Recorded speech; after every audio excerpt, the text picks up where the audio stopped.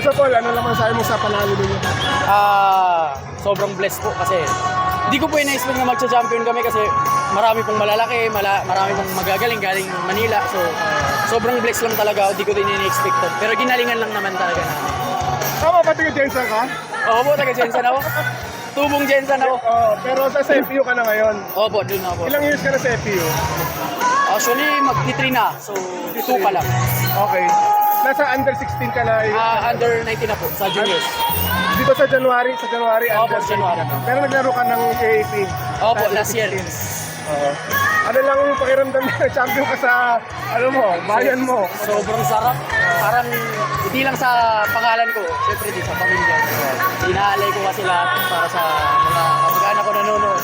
Hindi ko, parang speechless talaga ako ngayon kasi hometown ko to. Tapos marami din naman kasi nag-expect ng mga bata, ng mga tao na lalaro dito. Sobrang blessed ako, sobrang salamat talaga sa Panginoon. Lahat buong pamilya mo nandito. Oo po, sa side ng papa ko, sa side ng mama ko, andito lahat. Nakatagtag motivation ba yun na dito ka naglalaro sa Jensen? Oo po, dog.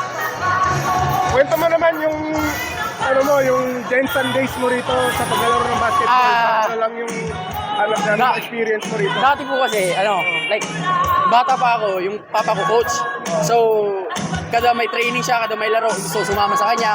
Kahit di ako kasali sa lineup, magpapatay ako ng uniform para, kunwari tas parang nung nagkalaki na ako, pero may iba pa talaga, hindi ako pa ako marunong. So, natataranta ako pag hawak ng bola. Pero doon ko na na-realize nung nasa Manila na ako na may galaw talaga ako, na may pwede naman. Paano ka ba nakuha sa Manila?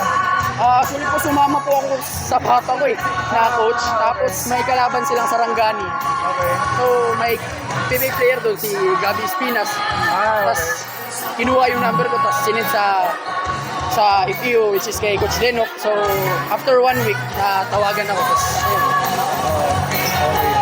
Kailan yan? Kailan ba yan? 2023. 2020, ngayon dito lang. Pumunta ako ng Manila 2023. Nakuha ako 2022. Okay. Ano lang pakiramdam na Quezon City, FPU dala nyo, although may isa atang hindi FPU no? Pero ano lang kasaya na makakakampi mo kasama? Sobra talaga. Hindi ko talaga kapaliwan. Like, sobra. Kasi hometown ko kasi ito eh. Kasi, siyempre, first time ko rin ko na nanood yung pamilya ko na may laro na ako kasi. Nanood pa, parang bangko pa lang kasi ako nung nanonood yung mama ko. Pero ngayon,